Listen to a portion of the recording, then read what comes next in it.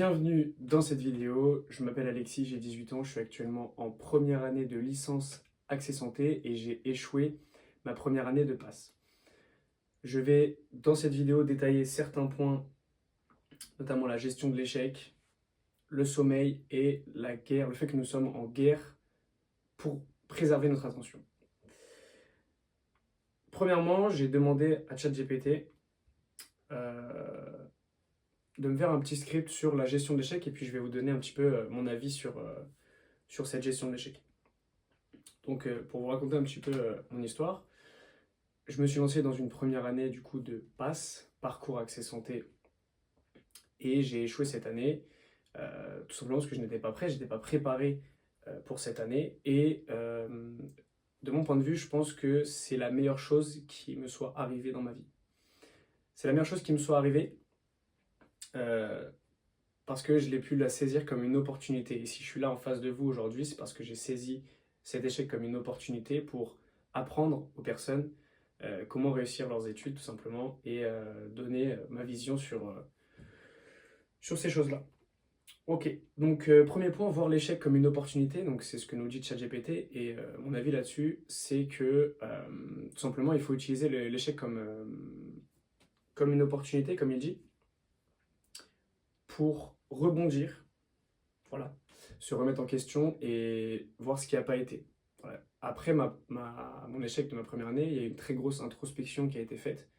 Comprendre pourquoi, tout simplement, je n'avais pas réussi cette année-là et comprendre comment me préparer au mieux pour, du coup, cette année de LAS qui arrive, ce que j'ai mis en place. Et je sais que j'ai toutes les cartes en main maintenant, grâce à cet échec-là, pour réussir mon année. Et il y a pas d'autre solution, en fait. J'ai échoué cette année, mais je vais réussir tout simplement parce que j'ai échoué.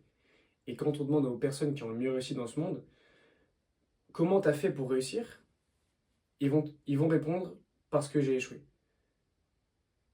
L'échec, c'est 99% de la réussite. On peut échouer 99 fois et réussir une fois. Et c'est là où intervient aussi la notion de résilience, de ne pas lâcher, de ne pas abandonner, de continuer à faire les efforts jour après jour. Et, et donc, c'est vrai que comprendre que l'échec fait partie du processus de réussite, c'est hyper important. Donc là, il nous dit identifier les causes et tirer des leçons, c'est exactement ce que j'ai fait. Comprendre pourquoi j'ai échoué et comment me préparer pour ne pas échouer par la suite. Euh, Accepter les émotions, voilà, il y a de nombreuses émotions négatives qui peuvent être liées à l'échec. Voilà. Ça m'a fait aussi apprendre comment le gérer. Il ne faut pas se baser sur ces émotions, c'est vrai qu'on a des émotions très négatives quand on échoue, mais il faut comprendre que voilà, c'est comme ça, on va forcément échouer et l'accepter. Accueillir l'échec comme vraiment, je l'ai accepté, je l'ai accueilli comme un don de la vie, comme un cadeau qu'on me faisait pour pouvoir rebondir. Et là aujourd'hui, bah, je lance ma chaîne YouTube. J'aspire à aider des étudiants à réussir aussi par ce que je transmets et les valeurs que je transmets. Et ça m'a vraiment permis de me développer en tant que personne, en tant qu'être humain. Voilà. Maintenant que ça c'est dit, je vais vous donner donc dans deux points que je vais détailler aujourd'hui, un peu ma vision sur comment réussir ces études et quels sont les points les plus importants pour moi pour la réussite. Dans un premier temps, il y a le sommeil. Voilà. Le sommeil, pour moi, c'est la clé parce qu'en fait, on apprend, enfin, on mémorise pendant notre sommeil, ça vous devez le savoir.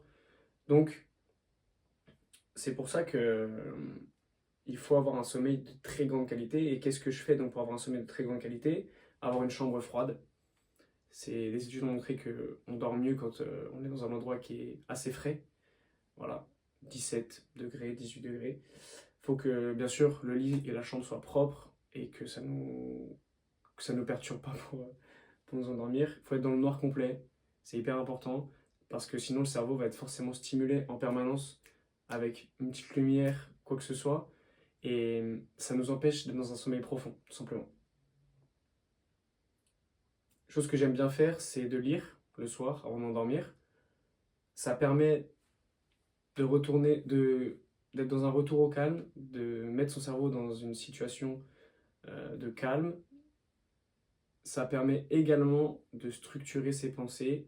Et en fait, ce que vous apprenez le soir en lisant, ça va forcément influer sur votre sommeil derrière parce que vous avez des pensées qui sont beaucoup plus saines et beaucoup plus, je dirais, positives. Imaginons vous scrollez. Imagine tu scrolles sur les réseaux avant de dormir et donc après tu vas t'endormir, tu vas avoir des pensées qui vont être sûrement négatives, tu vas avoir des pensées mauvaises.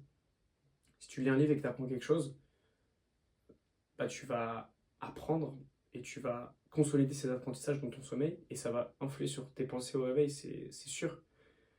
Tes pensées au réveil vont être bien meilleures parce que tu auras appris quelque chose, tu auras lu quelque chose qui va conditionner ton cerveau à être dans une phase d'apprentissage, de réussite. Si tu lis quelque chose de positif le soir avant de t'endormir, que ce soit un livre de développement personnel, que ce soit même une histoire, bah, ça va forcément influer sur ton sommeil. Et bienfaits de la lecture, il y en a plein. Comme je vous ai expliqué, donc le fait que ça aide à son cerveau à se mettre dans une position de réussite et de positif, à apprendre des choses, hein, tout simplement. Si je suis devenu la personne que je suis aujourd'hui et que voilà, je suis pas le meilleur en développement personnel, mais je me suis quand même assez développé ces derniers mois, c'est grâce à la lecture. J'ai lu de nombreux livres sur le développement personnel ou même des romans qui permettent aussi d'accentuer et de développer son vocabulaire pour mieux parler, améliorer son éloquence. C'est quelque chose qui est hyper important pour moi. Euh, donc, les bienfaits de la lecture, il y en a plein. Et je discutais avec un cousin de ça, il y a de ça une semaine, et il me disait que quand il lisait un livre, bah, il avait des rêves qui étaient beaucoup plus sains, et quand il se réveillait le matin, il avait des pensées beaucoup plus saines, et il était plus heureux. Et j'ai trouvé ça très, très cohérent et très pertinent, et je me rejoins sur ce point-là, que vraiment la lecture, ça a des bienfaits que vous pouvez même pas imaginer, que tu peux même pas imaginer, parce que il y a autant de livres que de... Enfin, il y a autant de possibilités. Les possibilités de, d'imagination quand tu lis un livre, elles sont énormes. Et ce qu'on disait, c'est qu'il y a autant de lecteurs que de façons de lire un livre. Le livre, quand tu le lis, il t'appartient. Un auteur, quand il écrit un livre et qu'il le donne et qu'il le vend à son public, le livre, il lui appartient plus en fait. Le, le- le lecteur va vraiment s'approprier le livre et c'est ça que je trouve trop puissant, c'est que vraiment, tu lis le livre, il t'appartient. Et tu en fais ce que tu veux. Et des fois, il y a des personnes qui vont lire un livre et qui vont pas avoir le même ressenti qu'une autre personne parce que tu te l'appropries. Et ça, c'est incroyable, je trouve. Bien plus qu'une vidéo, que tu vas regarder une vidéo, tu vas prendre l'information, mais tu vas beaucoup moins l'assimiler qu'une information que tu vas lire. Le point le plus important de cette vidéo, c'est qu'on est dans une guerre, la guerre de l'attention. Euh, Faut vraiment se poser des questions. Les personnes qui scrollent en permanence, et c'est vraiment, il faut vraiment se pencher là-dessus, sur la guerre de l'attention. C'est quelque chose qui est réel et c'est quelque chose qui détruit des vies tous les jours, au quotidien. Moi, je le vois, il y a des personnes qui sont endormies, qui scrollent en permanence. Voilà. C'est quoi leur quotidien? Je me lève, je suis stressé parce que voilà, il y a les cours, il y a la pression, le concours, etc. Je scrolle, mon esprit divague, voilà. Et en fait, il y a des choses qui arrivent et c'est les vidéos, elles arrivent, t'es pas maître de ce qui arrive. C'est-à-dire que moi, je vais regarder une vidéo, je vais lire un livre, une personne que je suis, d'un auteur que j'aime bien, bah, je suis maître de ce que je regarde. Quand tu scrolles sur les réseaux, t'es pas maître de ce que tu regardes, et ça, c'est un très gros problème. C'est-à-dire que les vidéos, elles arrivent comme ça, paf, paf, paf, et les gens s'en rendent même pas compte. Les gens sont là à scroller comme des abrutis pendant des heures, ils passent à côté de leur projet, tu passes à côté de tes projets, tu passes à côté de tes ambitions, Et c'est très grave, en fait. C'est très très grave parce que ça détruit plein de choses. C'est pas la raison pour laquelle j'ai échoué mon année, mais je suis passé par là. Je suis passé par des moments où je scrollais toute la journée, enfin pas toute la journée, mais des moments où, des journées où je scrollais beaucoup, et je m'en rendais même pas compte. Et à cette époque-là, j'aurais pas pu comprendre que c'était autant nocif. Parce que on peut pas s'en rendre compte tout simplement. Quand on est là-dedans, on est enfermé dans une bulle. C'est comme un cheval qui est enfermé comme ça, il voit pas ce qui se passe autour. Et donc tu peux pas t'élargir sur le monde, ce qu'il y a autour. Et c'est très grave. Pour remédier à ça, comment on fait? Il faut chercher la dopamine réelle et se concentrer vraiment sur le monde réel. Moi, c'est ce que je fais. C'est vraiment comprendre qu'il y a une distance entre le réel et le virtuel.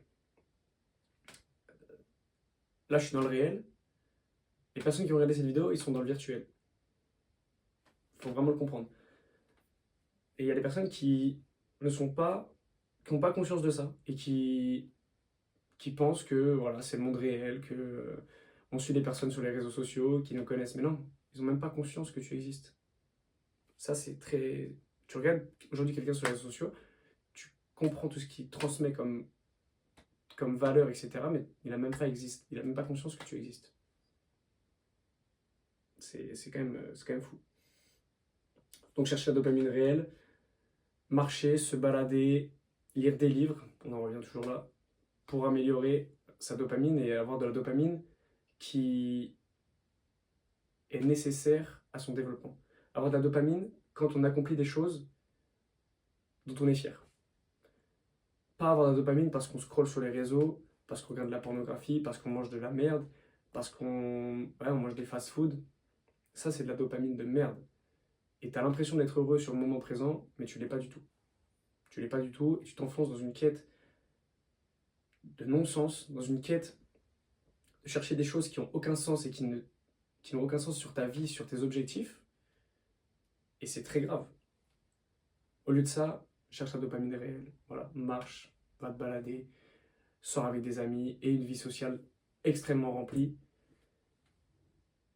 Ouais, fais du sport, médite, voilà, et de la dopamine. Et tu te rends compte que cette dopamine-là, elle vaut 20 000 fois la dopamine sur le court terme. Et ça t'aide vraiment à devenir une meilleure personne quotidiennement. Ça t'aide à être plus concentré, à accomplir des objectifs, à être fier de toi, que ta famille soit fière de toi aussi.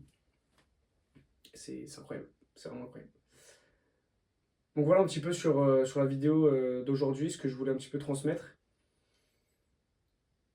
Moi, je veux vraiment transmettre les valeurs voilà, du travail, les valeurs de l'apprentissage, de chercher la dopamine réelle et, et de faire un maximum de choses dans la vie réelle. Voilà. Donc, tu regardes cette vidéo, c'est très bien. Si tu as regardé jusqu'ici, c'est que tu as une bonne capacité de concentration, c'est très bien. Mais sors, va faire des choses.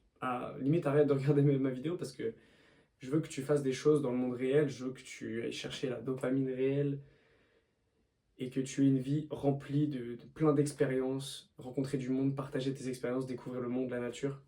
Et c'est... Voilà, faut, faut vraiment sortir de ça.